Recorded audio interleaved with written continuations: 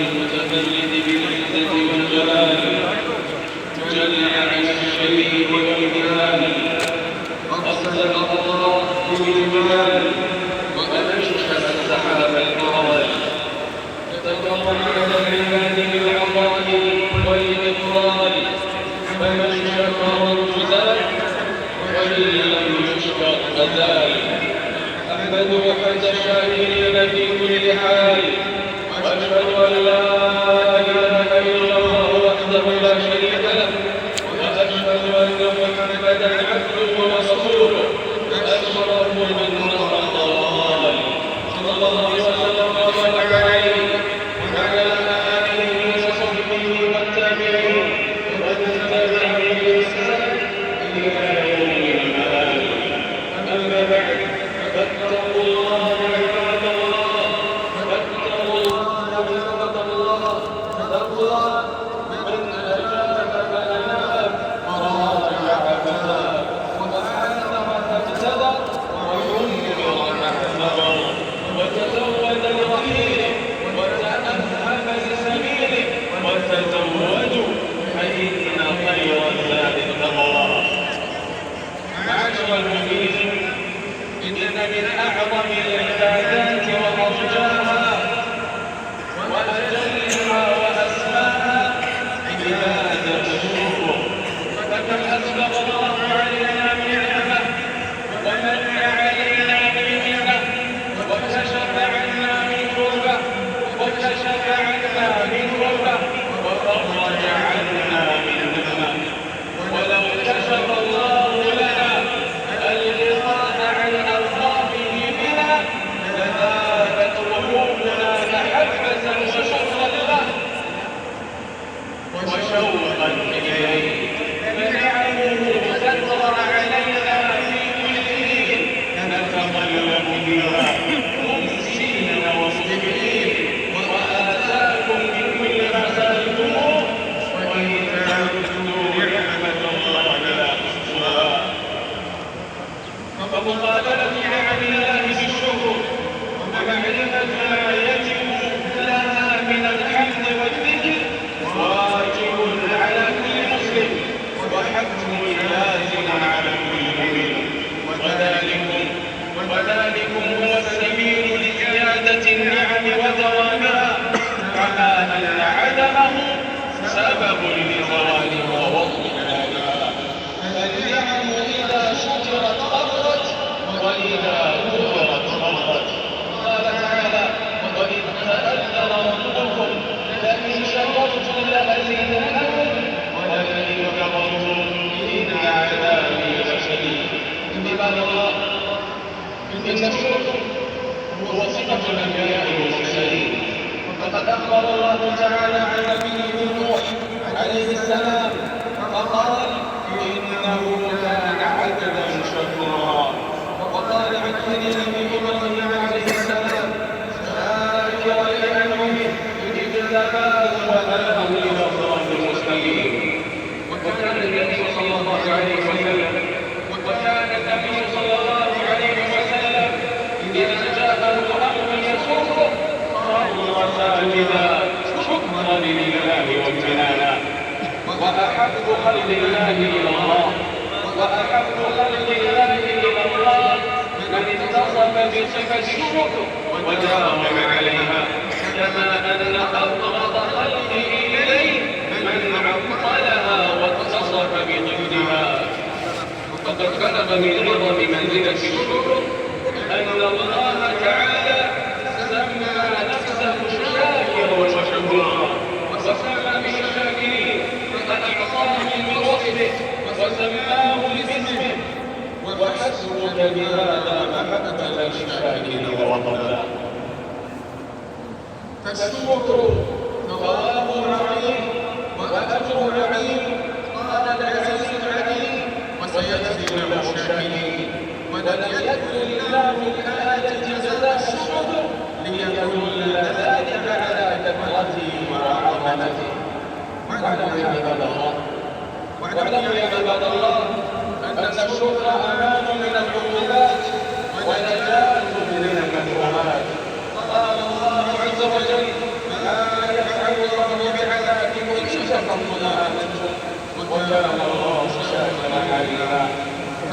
ضيع شكر النعم حل به النقم، ومن لم يحاسب نفسه قبل يوم القيامة حل به الندم. أيها المؤمنون، لقد دلت نصوص الوحي على أن الشكر يكون بالقلب واللسان والجوارح، فيظهر الشكر بالقلب إقرارا بالنعم وإيمانا، إقرارا بالنعم وإيمانا، ونسبتها لوالدها تفضلا منه وإحسانا. قال تعالى على لسان سليمان عليه السلام: هذا من فضل ربي. وقال صلى الله عليه وسلم: فضلنا بفضل الله ورحمته. رواه البخاري ومسلم. ويظهر الشكر باللسان، ويظهر الشكر باللسان حمدا وثناء وتحمدا. قال جل وعلا: وأما بنعمة ربك فحدث.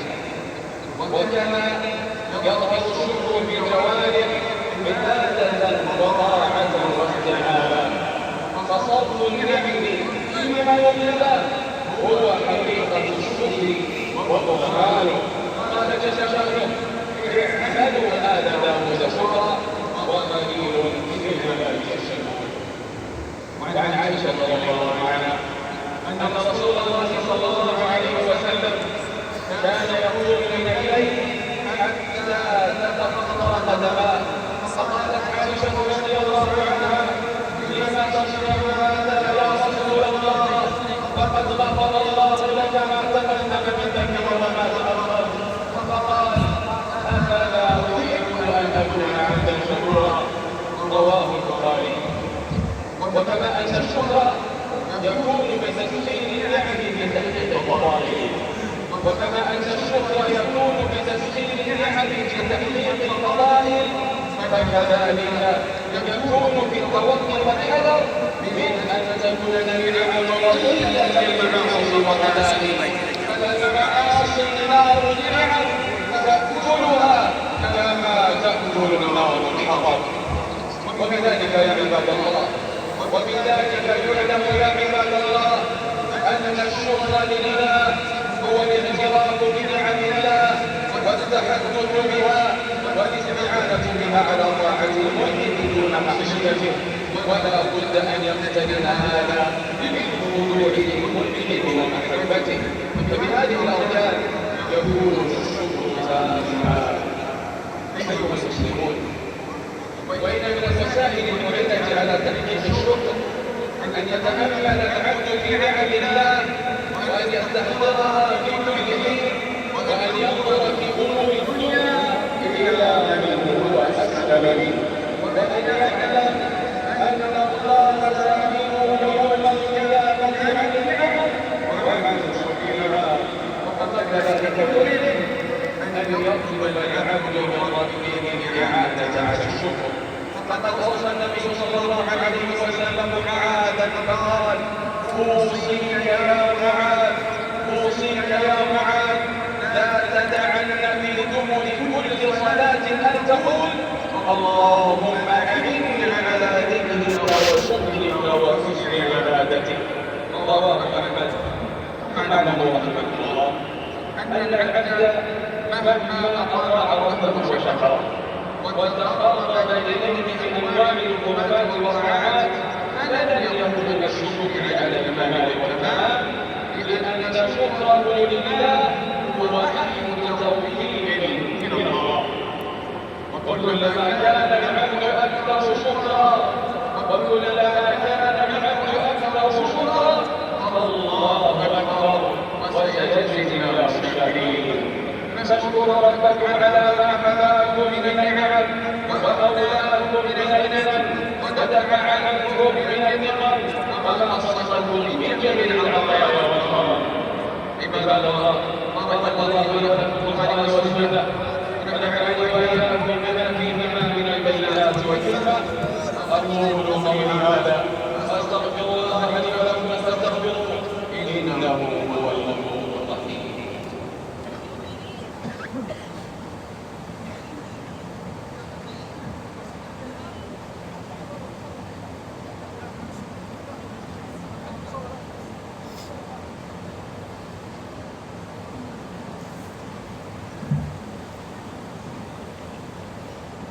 الحمد لله جل في علاه، أحمده سبحانه وأشكره على ما أنعم به علينا وأسداه، وأشهد أن لا إله إلا الله، وأشهد أن سيدنا ونبينا محمدا عبده ورسوله ومجتباه، صلى الله وسلم وبارك عليه وعلى آله وصحبه ومن والاه.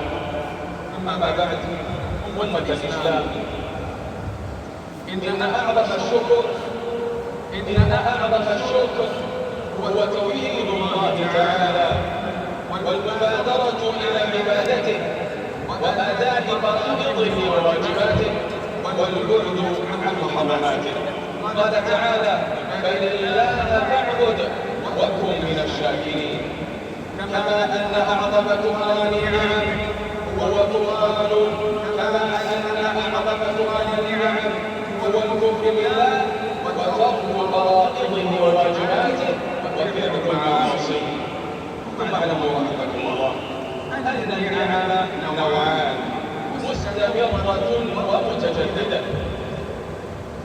فالنعم المستمرة شكرها يكون بالعبادات والطاعات، والنعم المتجددة شرع لها سجود الشكر شكرا لله عليها وخضوعا له وذلا واعترافا بفضله واحسانه جل وعلا.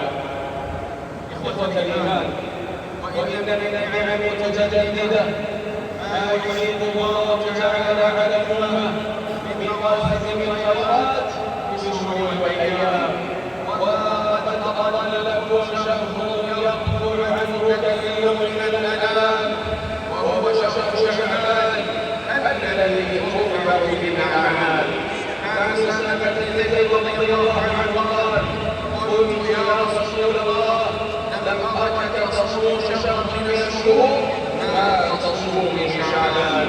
فقال صلى الله عليه وسلم: ذلك شهر يغفل الناس عنه بين رجب ورمضان، وهو شهر ترفع فيه الاعمال الى رب العالمين، فأحب أن يرفع عملي وأنا صائم. رواه النسائي. ومما ينبغي على المسلم في شهر شعبان المبادرة إلى قضاء ما فات من شهر رمضان. عن عائشة رضي الله عنها قالت: كان يقول علي الصوم في رمضان فما أستطيع أن أقضي إلا في شعبان. متفق عليه. ألا واعلم يا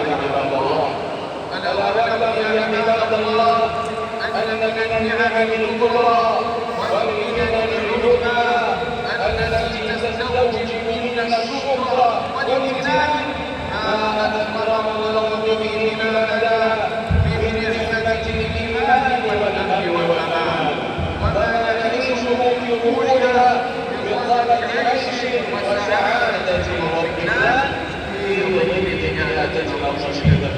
ونسأل الله تعالى أن يتزوج لنا خادم الحرمين الشريفين الملك سلمان وولي عهده الأمير محمد بن سلمان خير الجزاء وأعظمه وأوفاه على ما تحققه لنا من الغاية المملكة العربية السعودية من نجاحات باهرة وإنجازات ظاهرة في جميع الميادين المحلية منها والإقليمية والمؤصلة الدولية والعالمية.